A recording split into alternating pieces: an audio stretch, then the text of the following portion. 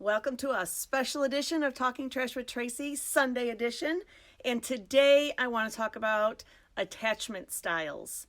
Attachment styles typically there are three: avoidant, anxious, and secure.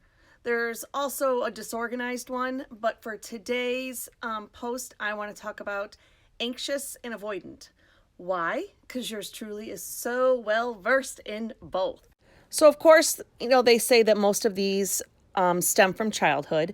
So, let's take a look at an avoidant type person. So, you may have had strict or emotionally distant, absent caregivers. They may have, left you to fend for yourself, wanted you to be independent. They would reprimand you for depending on them or rejected you when you expressed your emotions. And they were slow to respond to like a basic need. So sometimes they are outright neglectful, or maybe super busy, disinterested, and they're more concerned with things like grades, chores, manners than they are feelings. So typically, when an avoidant person gets into a relationship, they can be in the relationship. It's just anytime you try to get close or feelings are involved, they keep you at a distance. They don't want you to get too close. They become very dismissive, and it makes it difficult for them to have an emotionally close bond with their partner. So let's talk about the anxious attachment style.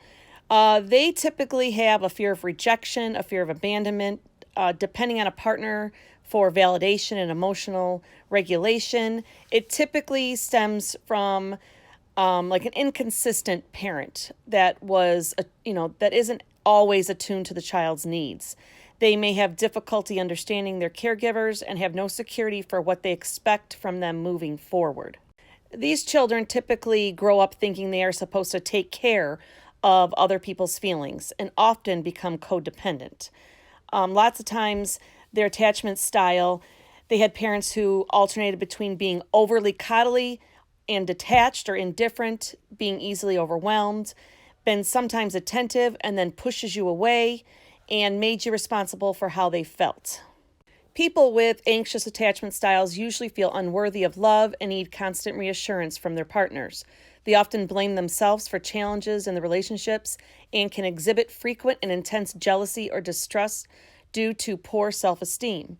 Ultimately, there's a deep-rooted fear of being abandoned, rejected, or alone, and those fears typically express themselves in these ways. Okay, so why do I bring this up? I bring this up because I definitely struggle with this in my own self.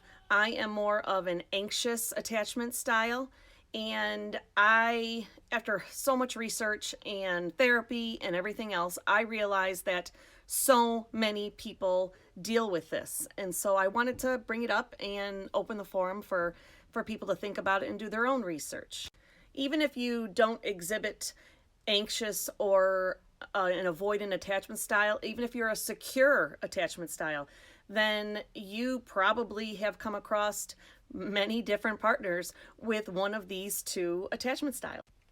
So I myself, after dating nothing but avoidant attachment style men, and I mean always, stems back to my marriage, to anybody that I've tried to date since then. So after this last situationship that I was in, I no longer call it a relationship because his avoidant behavior just did nothing but send my anxious behavior into just a roller coaster ride. It was a constant battle. Me being an emotional person and him being a non-emotional person, it was never going to be a match. I have learned so much about my own anxious attachment style, where that stems from, and trying to do better. I've done therapy. I've done some research. I do a lot of reading, and the problem now is I have no experiences with people who are secure attachment. As much growth as I know I've done, I still have my triggers. I am definitely someone who puts my all into someone I'm interested or someone I like or someone I'm in a relationship with. But when I'm used to looking for, just holding on to breadcrumbs or inconsistency or someone just holding out on their emotions. So I just look for a glimmer of emotion from somebody. It makes it truly hard to practice all that I've learned and all that I know about myself and all the growth that I've done. Unfortunately, those little hints of doubt or triggers that can just set you back, set me back sometimes, no matter how hard you've worked to, like I just said, like with the growth, those triggers and self-doubt, insecurities, those still can creep back up. So along with therapy, I follow this podcast called Do the Work Podcast. And let me tell you, she is brutally honest. Do I agree with everything she says? No, but she's also a very much in your face and die hard. And, she says you don't need to text every day. You know what? If I'm trying to get to know somebody, to me, that is one way to get to know somebody when you can't see them all the time, is sometimes you can bond over phone conversations, definitely phone conversations, and texting. But some people on there I see who are at the beginning of their learning about themselves journey, and I see so many people that were me years ago, and I think, oh my God, how embarrassing. You get that breadcrumb from your significant other, you get the 1 or 2 word text, and you just keep going, and you think, I'm just gonna reach, I'm just gonna grab, they're gonna pay attention, I'm gonna do it, I'm gonna get them. And I think, oh my God, how embarrassing, because that never gets you anywhere. You have to have that reciprocal conversation, the reciprocal interest. They have to be showing you that they're in it too. So is it possible to turn into a secure attachment style? 100% absolutely. But it takes a lot of work. And also, I think you need to be, if you're anxious, you just can't be with an avoidant personality.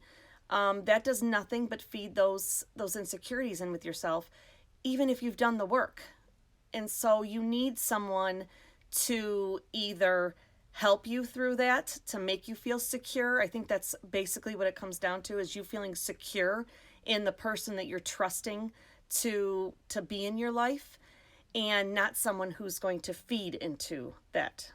I see too many people struggling in this area alone in dating, and I see so much of it. And so my whole point of this post is to encourage you to not only learn what attachment style you are, but to see what attachment style you are bringing to yourself. Which ones do you attract? There's a reason why you attract the attachment style that you do. That's a whole nother post. But is to learn about it and to be secure in knowing what attachment style you are. This basically sums up what I always say. If you do better, you know yourself, which helps you to do better, then you're going to expect better. You're going to expect people to treat you better. You're going to expect more from a partner. And then everything will just be better. Thank you all so much for listening to me just blab on. I hope you have a great rest of your Sunday, and I hope you learned something today.